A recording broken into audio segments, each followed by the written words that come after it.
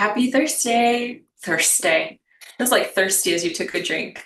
Katie was taking a drink of her drink. Happy Thursday. There's Oh, for sure. Oh, for sure.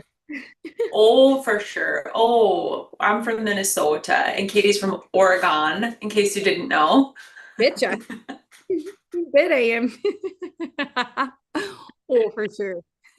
Okay. Oh, but Tell us, what are we doing today? next week, well, I was gonna just mention that even though we live far apart, today, next week, we're gonna be together and we'll be sitting right next to each other, which will be super fun when In camera the moves same room. And we'll go in the live. same room. Mhm. Oh, that's so fun. Okay. Yeah. Okay, so this morning, Katie and I were discussing the worlds that we live in, and we thought we gotta share this with the people so they know what's possible for them. I was a little late to show up to our pregame before we went live because I was taking my 12-year-old to Menards, my 12-year-old daughter, to Menards to buy some spray paint. Uh, Last week she came to me and she said, Mom, how can I make money this summer? What kinds of chores need to be done around here so that I can earn some money?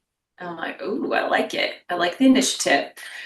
So together, she and I came up with her helping with our dogs. We have two dogs, and they're kind of, I mean, I think they're a lot of work, but it's just something that I don't really care to do, but it has to be done.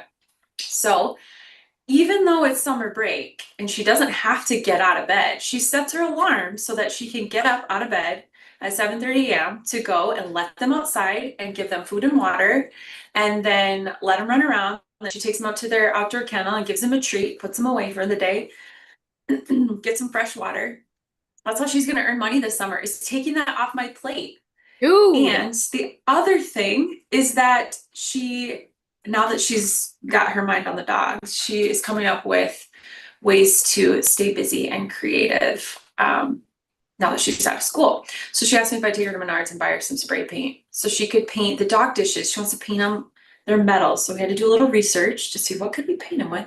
Spray paint. And then she's going to put their names on them and like decorate them with little flowers and pop prints. And she's really excited about it. So she just came up with a way to earn money and a way to do a craft project all on her own.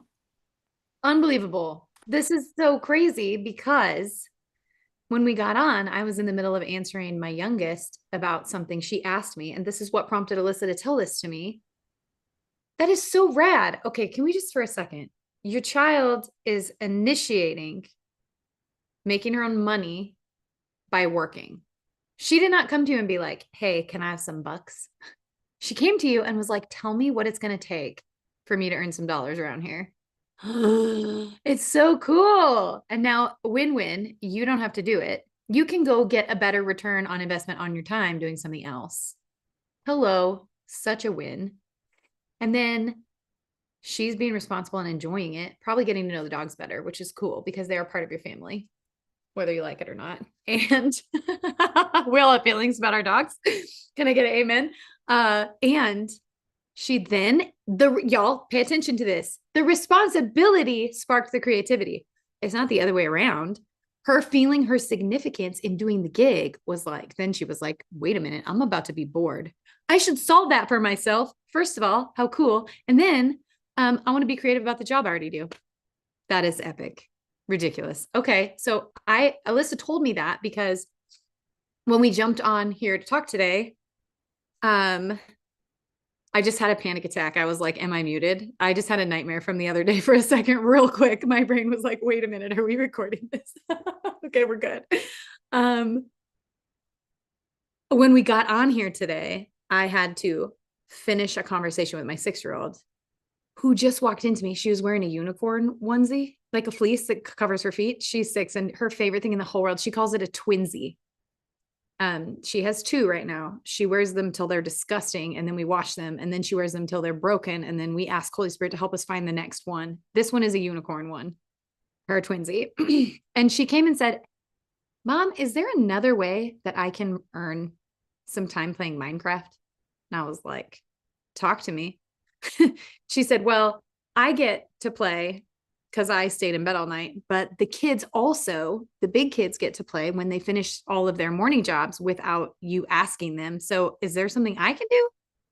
I was like, yes, you could finish all of your morning jobs without me asking you. Do you know what they are? They've been on a whiteboard, but it finally got erased. They've been there for 6 months, but I did dry erase, not wet erase.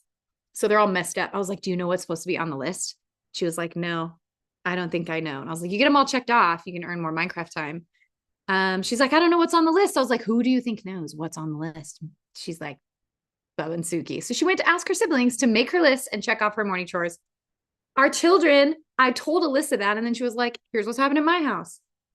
My friends, our kids are not uniquely obedient, humble people. They live in an environment where personal responsibility and creativity and significance is the standard, because one person at Alyssa's house and one person at my house turned the tides on not having good boundaries. And good boundaries just means my yes means yes and my no means no. So what I do and what I say is lined up with exactly who I actually am. And this is what we talked about in the challenge yesterday, and we got to jump in there in a second. So I'm going to try to make this lickety split. Is your boundaries come from 3 places. They come from your intrinsic value. You are a precious child of God who he not only created, but then he bought, he adores. And then your personal values, which is your unique set of what's important to you, like authenticity or reliability or responsibility. You're different than me, so I can't say what that is. And then your priorities, which comes from your purpose and your calling, which has to do with your gifts and what you're most passionate about and where you've been wounded and the change you're called to make in the world. So after you know those things, you know exactly the outline of you. And when you operate without boundaries, this is why our kids do what they do, said what they said this morning. I'm gonna show you a quick picture and then we're gonna go. Oh, open it fast. Okay. Yesterday in the challenge, we did this. Here's like a chart to work through about how to tend your own garden. That was amazing. Okay.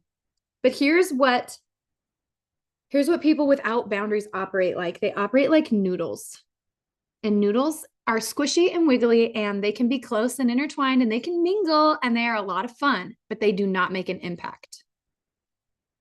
When you know your value, your values, and your priorities, you become more like a gear. You are rock solid, and you then move about your life letting your yes be yes, and what falls outside the lines of who you are, the boundaries, that's a no.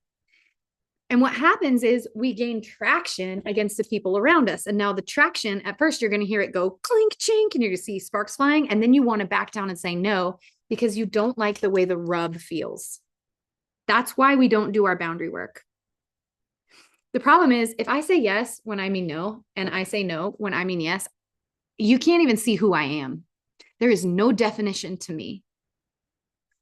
We talked yesterday, Liz. I think this is just such a funny picture. We've probably mentioned it here before, but if a killer whale tried to act like an oak tree, it would be so confusing and hilarious. But the essence of who you actually are manifest in the world is who God, that's the person God is inhabiting and who he's using to display his glory to the earth. When I see a whale in the ocean, I went fishing last year and saw whales come into the bay.